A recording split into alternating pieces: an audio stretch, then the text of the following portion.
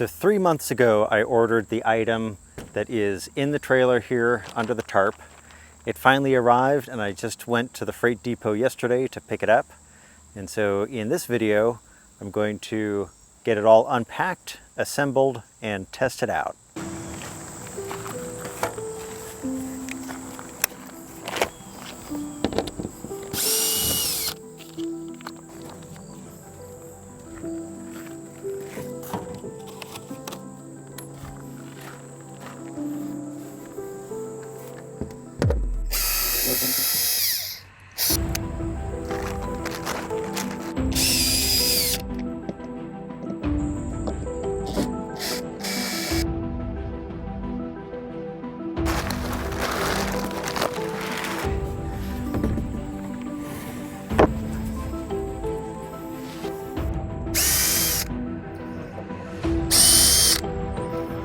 Yes, you can probably tell I built this thing myself.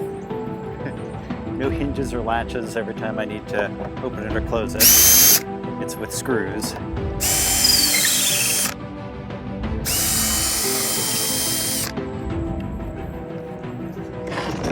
Now can you see what we've got?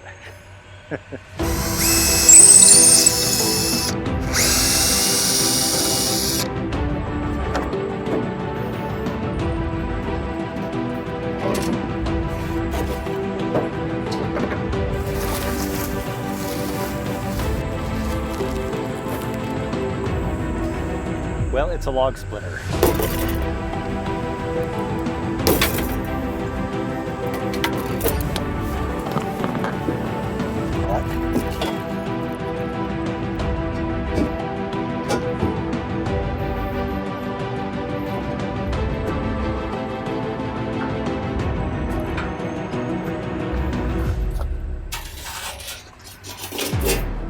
So I'm going to switch hats here. Sometimes the clouds are covering the sun, but not often enough, and I need some more protection for my ears. So remove my little stretcher here. There we go. Shade is good. Had to get my gloves because this black metal is so hot sitting in the sun.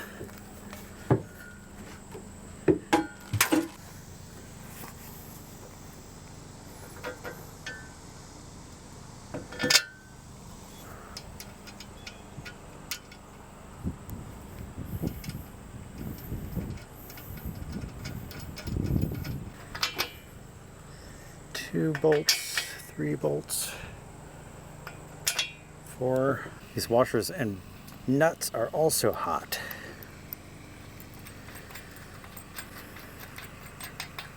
It was actually so hot that the camera shut itself off. So I had to let it cool off inside for about 20 minutes. But it was a good chance to review the assembly instructions again. And I think once we get this counterweight on, we'll be able to manhandle it off of the trailer.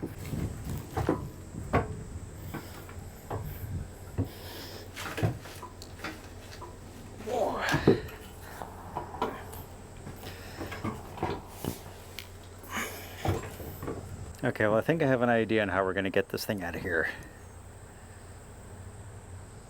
But I do need Sean's help.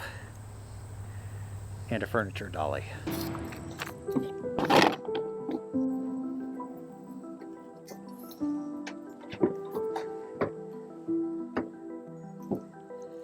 Okay.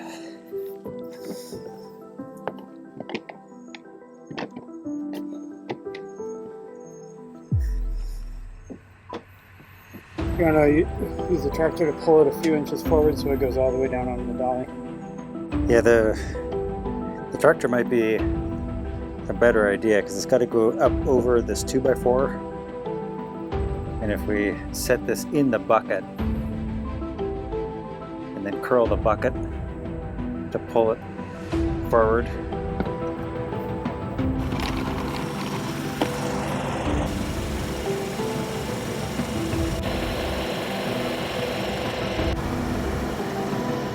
Okay.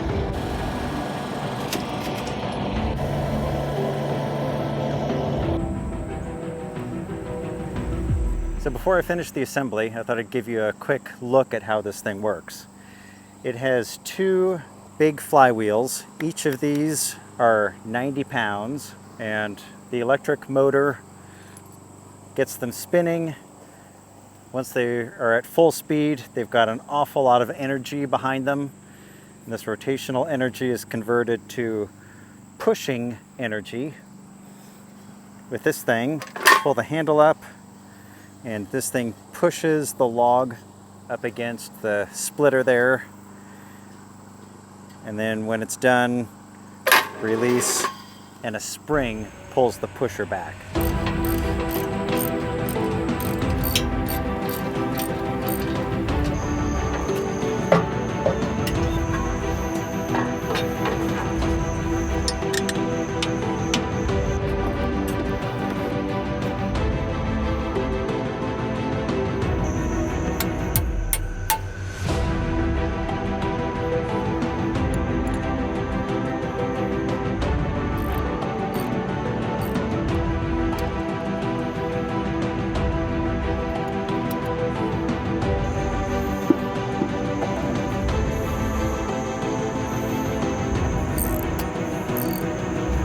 Well, there it is, all put together and tightened up.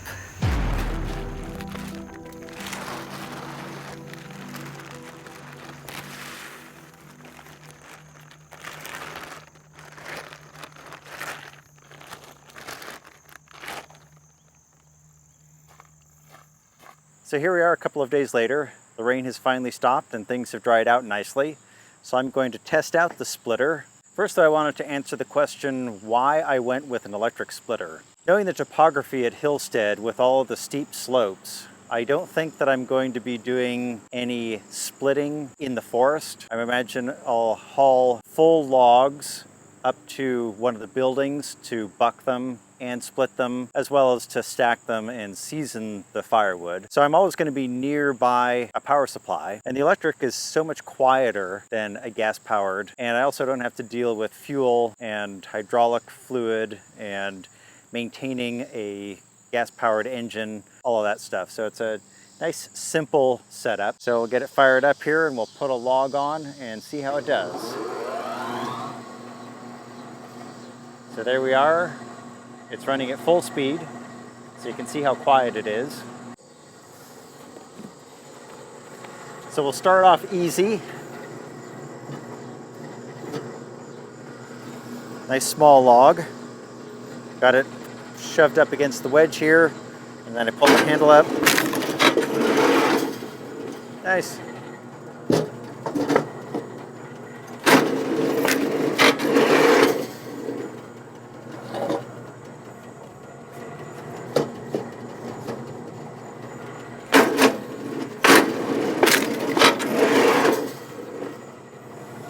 So that worked pretty well. Let's challenge it a bit.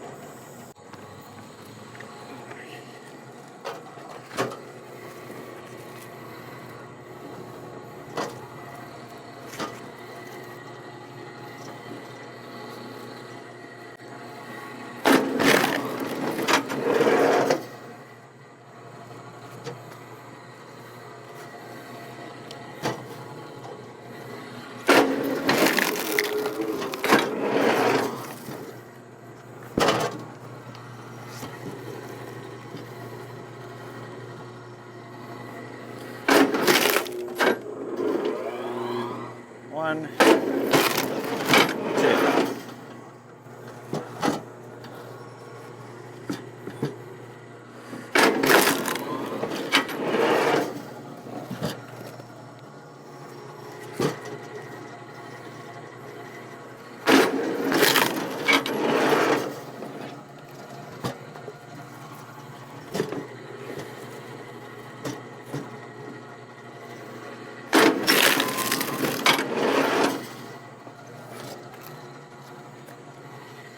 So I'd say this first test went quite well.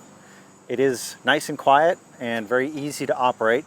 I think once I get the hang of it and know better how to position the logs that have forks in them or that are a bit gnarly, I'll be able to get through them in one push.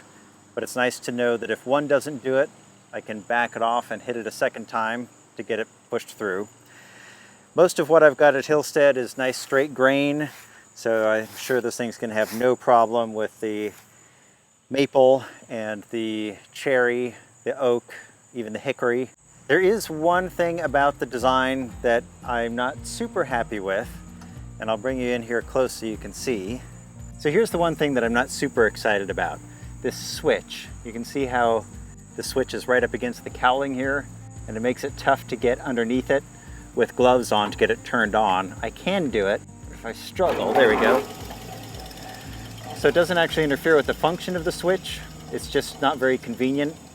I took a picture of this and sent it to the guys at SuperSplit, and they called me right away and explained that, yeah, they're aware of the issue. They just upgraded to these Baldor motors, a lot better quality motor than what they'd been using before, but the switch is in a slightly different position. So what they recommended is that I swap out with a slightly longer belt that will allow me to pull the motor back a little bit and get more space between the cowling and the switch. I don't think I'm going to do that. It works fine now. I'll probably wait until I need to replace the belt, and then I'll go with a larger one. I also might just cut away the plastic here a little bit, but yeah, like I say, I'll probably just deal with it. Well, if you enjoyed this video, please give it a thumbs up. So far, I'm happy with the SuperSplit, and I think it'll make a good addition to the homestead. Once I get a couple of cords run through it and have some real experience using it, I'll do more of a review type video. So in the meantime, please subscribe to the channel, and we'll look forward to seeing you soon. Cheers.